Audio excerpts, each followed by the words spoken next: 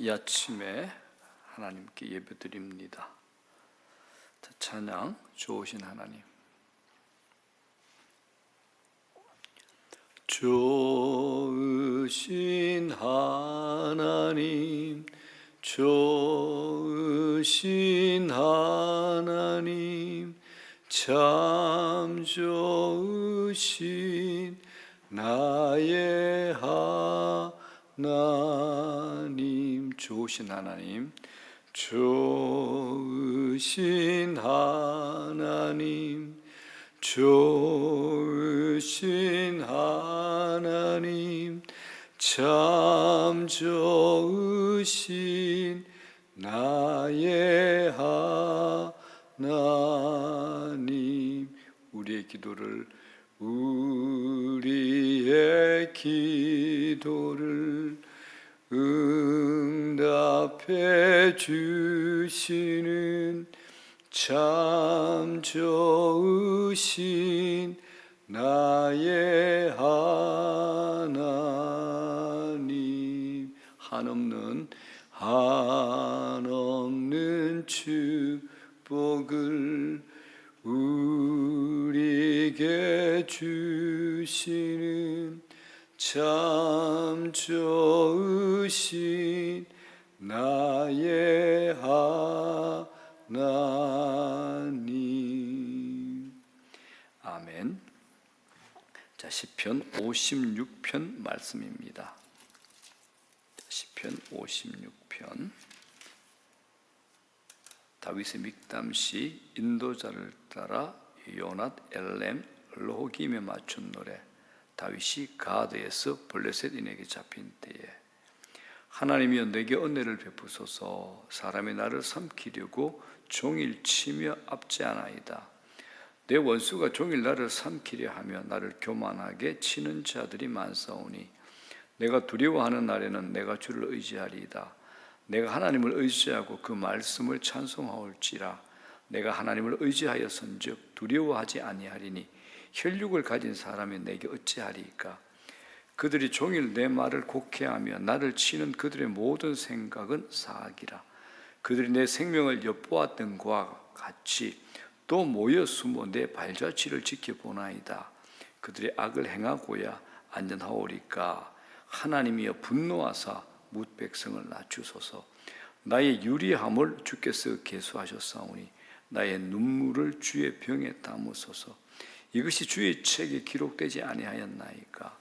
내가 아뢰는 날에 내 원수들이 물러가리니 이것으로 하나님이 내 편이심을 내가 아나이다. 내가 하나님을 의지하여 그 말씀을 찬송하며 여호와를 의지하여 그의 말씀을 찬송하리이다. 내가 하나님을 의지하였은즉 두려워하지 아니하리니 사람이 내게 어찌하리이까. 하나님이여 내가 주께 서원함이 있사온즉 내가 감사절을 주께 드리리니 주께서 내 생명을 사망에서 건지셨음이라.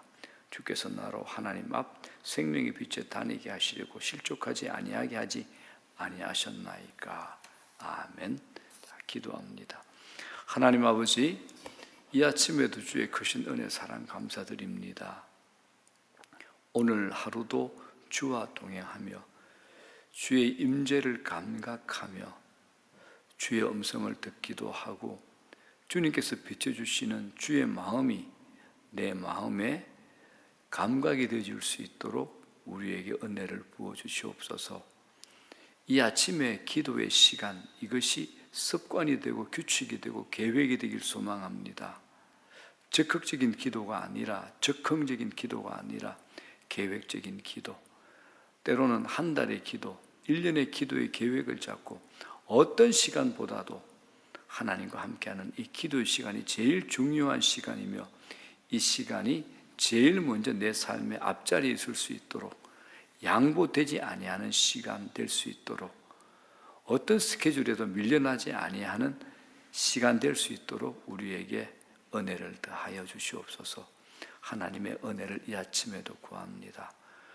이 아침에 기도하고 당신 앞에 무릎 꿇은 모든 사람들에게, 당신의 백성들에게 은혜를 베푸소서. 은혜를 베푸소서. 예수님 이름으로 감사하옵고 기도드리옵나이다. 아멘. 자, 사람이 어찌 내게 라는 제목으로 말씀의 은혜를 나누고자 합니다.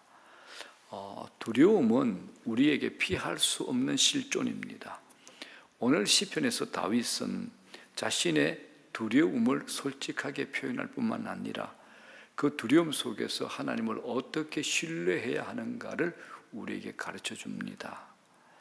4절 하반절에서 다윗이 혈육을 가진 사람이 내게 어찌하리요, 또 11절에서 사람이 내게 어찌하리요라고 이제 질문을 합니다.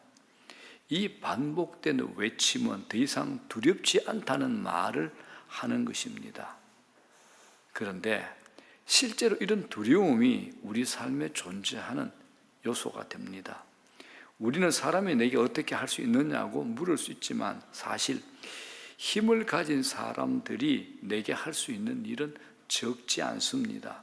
나를 해고할 수 있고 내 꿈을 무정하게 짓밟을 수 있고 내 것들을 자기 힘으로 강탈해 갈 수 있고 나를 배신하거나 또 내 마음을 찢어 놓을 수도 있습니다. 심지어 나를 죽이기까지 할 수도 있습니다. 사람은 이런 일들을 우리에게 할 수 있고 이런 일들은 우리 삶에서도 들어 일어납니다. 다윗이 이런 두려움 속에서 이 시편을 썼습니다. 자, 표제어가 이렇게 되어 있죠. 다윗이 가드에서 블레셋에게 잡힌 때 이렇게 표제어가 되어 있습니다. 이건 사무엘상 2장 10절에서부터 15절까지의 상황을 가리킵니다. 사울 왕에게 쫓기던 다윗이 원수인 블레셋으로 도망가야 할 만큼 급박했죠. 하지만 이미 블레셋 사람들에게 자신의 정체를 숨길 수 없을 만큼 알려져 있던 다윗은 바로 블레셋 왕의 신하들에게 정체가 드러나 버립니다. 그때 다윗은 블레셋 왕을 심히 두려워하게 됩니다. 그때 다윗이 선택할 수 있는 게 하나밖에 없죠. 미친 척 하면서 그 블레셋 사람들, 블레셋 신하들이 자신을 놓아주도록 하는 것. 그런데 놀랍게도 이 시도는 성공하게 되고 다윗은 풀려납니다. 오늘 시편 56편은 이 두려운 상황에서 자신의 일을 회상하면서 이 시를 썼을 겁니다. 자, 사랑하는 여러분, 성도의 삶에 두려움의 요소, 우리를 두렵게 하는 일들을 전적으로 피할 수는 없지만 그럼에도 불구하고 성도는 두려움을 넘어 믿음으로 승리할 수 있다는 것을 잘 보여주는 시편입니다. 자, 이 시편이 이렇게 시작하죠. 1절 뭐라 그러합니까? 하나님이여 내게 은혜를 베푸소서. 하나님이여 내게 은혜를 베푸소서. 이건 매우 평범한 간구이지만 이것이야말로 인간이 스스로 해결할 수 없는 자신의 연약함의 실존에서 하나님께 부르짖을 수 있는 최고의 기도가 됩니다. 내게 은혜를 베푸소서. 이 말은 이 시편의 모든 기도의 내용을 다 담고 있습니다. 모든 것을 아시는 하나님 앞에 오직 한마디만 기도할 수 있다면 그것은 바로 이 기도가 될 겁니다. 하나님이여 내게 은혜를 베푸소서. 자, 여러분들은 언제 이런 기도를 들어보셨습니까? 이런 기도 언제 드려보셨습니까? 절박함과 두려움으로 어떻게 해야 좋을지 알지 못할 때 우리는 이렇게 기도할 겁니다. 하지만 주님께서 요한복음에 나를 떠나서는 너희가 아무것도 할 수 없음이라 하신 대로 모든 순간에 우리는 이런 은혜를 구하는 것이 마땅합니다. 연약한 피조물인 인간이 매 순간 하나님께 은혜를 구하는 것은 너무나 당연한 겁니다. 그래서 이 단순한 기도는 기도 중에 기도라고 할 수 있습니다.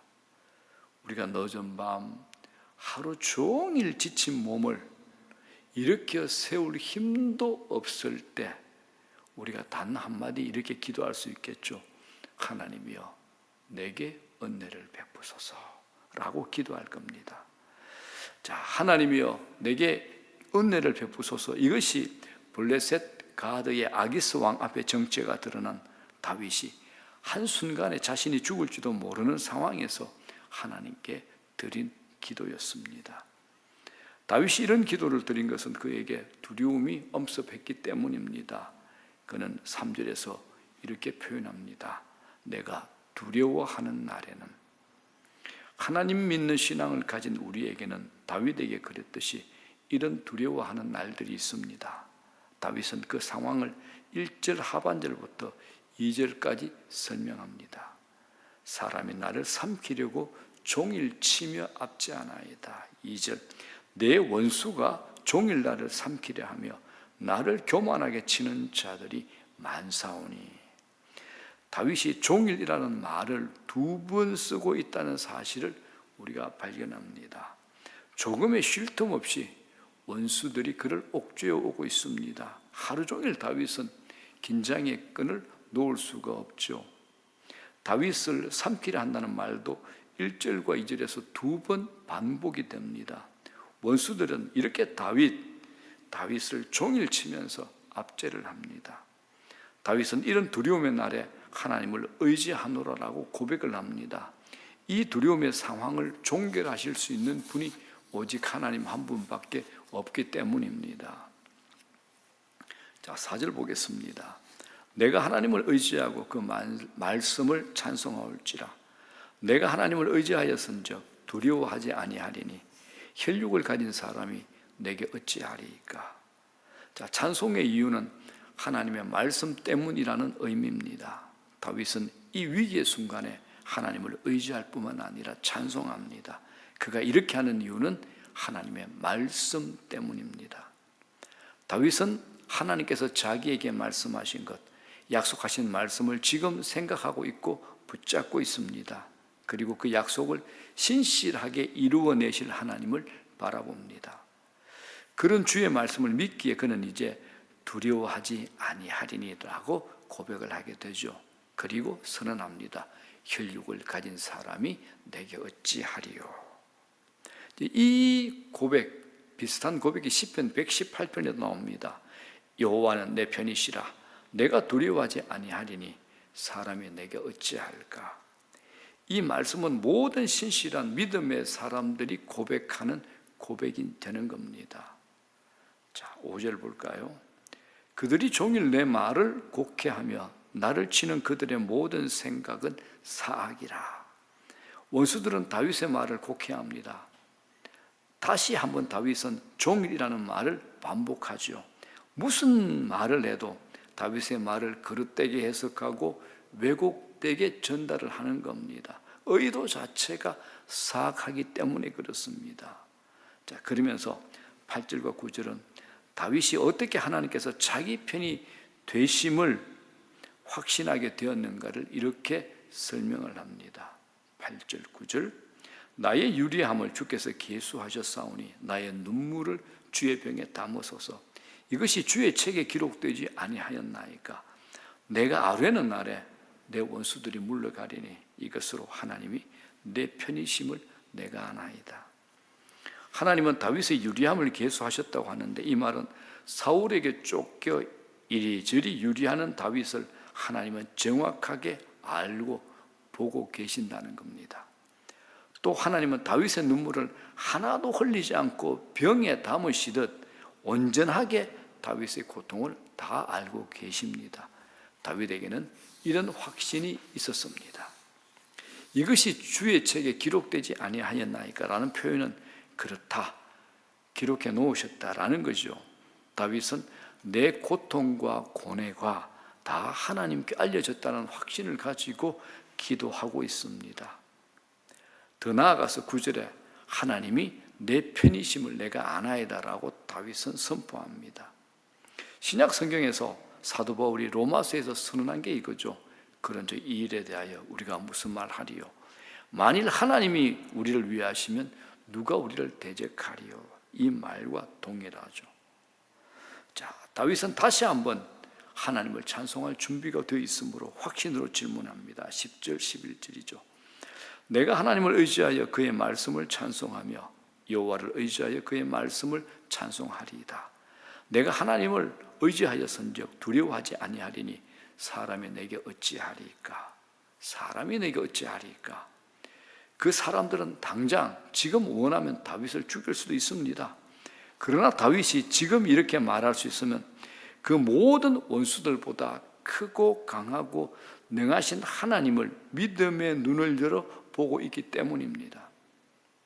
다윗은 내 앞에 나를 두렵게 하는 사람들이 나를 압도할 때 나는 믿음의 눈을 열어 그들을 먼지와 흙처럼 여기실 크고 능하신 하나님이 내 편이심을 본다, 이겁니다.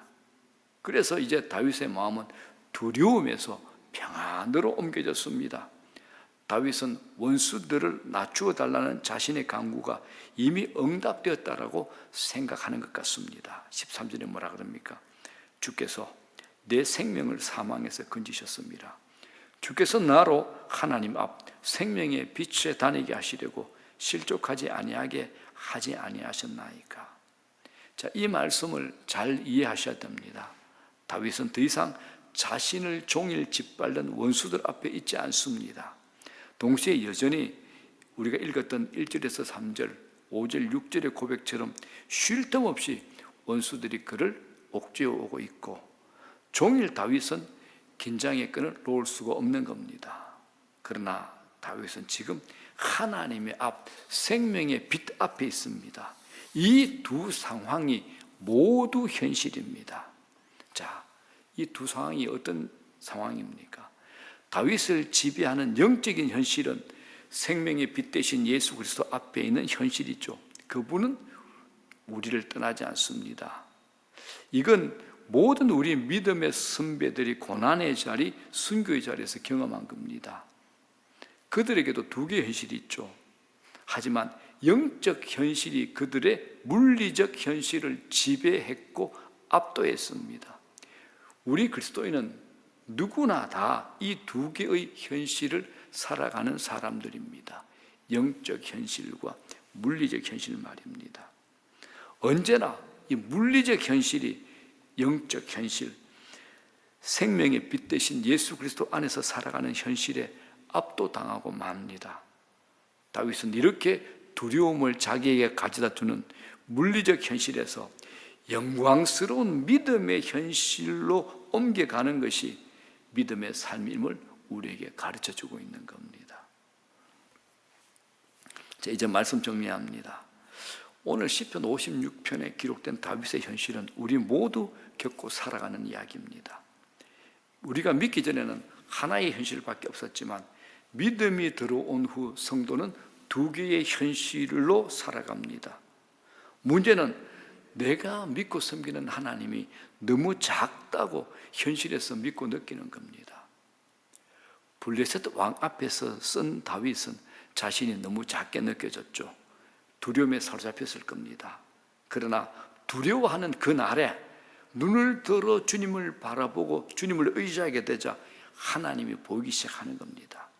말씀에 기록된 하나님, 말씀에 약속하신 대로 신실하게 행하시는 하나님이 믿음의 눈을 뜨자 보이기 시작합니다. 그리고 그 하나님은 블레셋의 가드 왕 아기스보다 더 크고 능하신 하나님, 천지의 주제이신 하나님이십니다. 자, 사랑하는 여러분, 신자인 우리는 내가 어떤 형편, 어떤 사정, 어떤 환경에 놓여 있든지 무관하게 생명의 빛 되시는 주님과 동행하는 삶을 살아가는 자들입니다. 내게 두려움이 엄습할 때마다, 두려움에 무너지려고 할 때마다 그 주님을 의지하고 믿고 기도하는 겁니다. 기도할 수 있다는 것이 성도에게 얼마나 큰 특권인지 아십니까? 기도는 우리가 믿음의 눈을 열어 크고 능하신 하나님을 보는 방법입니다. 두려움에서 믿음으로 가는 도약은 하나님과의 소통, 곧 기도를 통해서 일어납니다. 그리고 그때 우리가 이렇게 말할 수 있을 겁니다.